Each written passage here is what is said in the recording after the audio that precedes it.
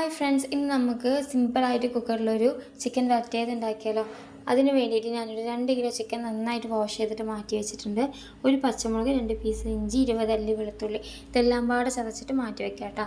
പിന്നെ നമ്മൾ കുക്കർ എടുത്തിട്ട് അത് ചൂടായ ശേഷം അതിലേക്ക് ആവശ്യത്തിനുള്ള ഓയിൽ ചേർത്ത് കൊടുക്കുന്നുണ്ട്. ഓയിൽ ചൂടായ ശേഷം അതിലേക്കൊരു 1/2 ടീസ്പൂണോളം നമുക്ക് വലിയ ജീരകം ചേർത്ത് കൊടുക്കാം കേട്ടോ. അടുത്തത് നമ്മൾ ഒരു 5 സവാള ചെറുതായി കട്ട് ചെയ്ത് വെച്ചിട്ടുണ്ട്. അത് ഈ ടൈമിൽ ഇതിലേക്ക് ചേർത്ത് കൊടുക്കാം.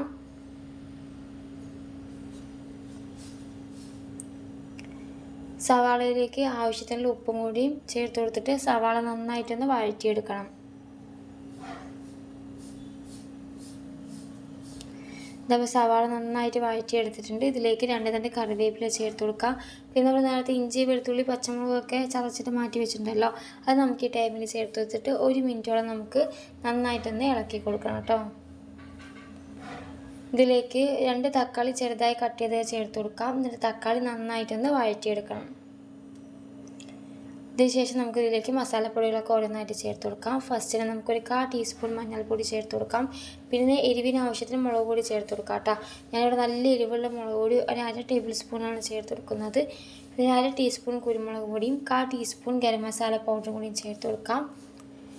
അടുത്ത് നമ്മളിതിലേക്ക് മല്ലിപ്പൊടി ഒരു 3.5 ടേബിൾ സ്പൂണോളം നമുക്ക് ചേർത്ത് കൊടുക്കുന്നുണ്ട്.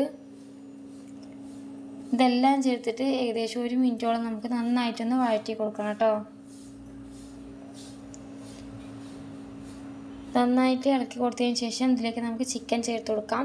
എന്നിട്ട് ചിക്കൻ വേവാൻ ആവശ്യത്തിനുള്ള കുറച്ച് വെള്ളം മാത്രം ചേർത്ത് കൊടുക്കാം കേട്ടോ. ഒരുപാട് കറി ടൈപ്പ് പോലെ ആവേണ്ട, നല്ല തിക്ക് ഗ്രേവിയാണ് നമുക്ക് വേണ്ടത്. അതിനനുസരിച്ചിട്ട് മാത്രം കുറച്ച് വെള്ളം ചേർത്തിട്ട് നമുക്ക് അടച്ച് വെച്ച് വേവിക്കാം. ഇതേപോലെ ചിക്കൻ വെന്ത് വന്നിട്ടുണ്ട്. ഇതിലേക്ക് ഒരു 1/2 ടീസ്പൂണോളം ഗരം മസാലപ്പൊടിയും 1 പിടി മല്ലിയിലയും ചേർത്തിട്ട് ഇതെല്ലാം പാടെ നന്നായിട്ടൊന്ന് മിക്സാക്കി കൊടുക്കാം. പിന്നെ ലാസ്റ്റ് നമുക്കൊരു 1/2 ടീസ്പൂൺ നെയ്യും കൂടിയും ചേർത്ത് കൊടുക്കാം കേട്ടോ. എന്നിട്ട് അതും കൂടി ചേർത്ത് കൊടുത്തതിന് ശേഷം നന്നായിട്ടൊന്ന് മിക്സാക്കി കൊടുത്തിട്ട് ഒരു 2-3 മിനിറ്റ് തിളപ്പിക്കാനായിട്ട് വെച്ചാൽ നമ്മുടെ ചിക്കൻ വരട്ടിയത് റെഡി ആയിട്ടുണ്ട്. നല്ല ടേസ്റ്റ് ആട്ടോ അത് കഴിക്കാൻ. അപ്പോൾ നിങ്ങൾ വീട്ടിലൊക്കെ ഒന്ന് ട്രൈ ചെയ്ത് നോക്കിയിട്ട് ഇങ്ങനെ ഫീഡ്ബാക്ക് അറിയിക്കുക. ഇതുപോലത്തെ റെസിപ്പീസ് വീഡിയോസൊക്കെ ഇഷ്ടമാവുകയാണെങ്കിൽ നമ്മുടെ ചാനൽ ഒന്ന് സബ്സ്ക്രൈബ് ചെയ്യുക. താങ്ക്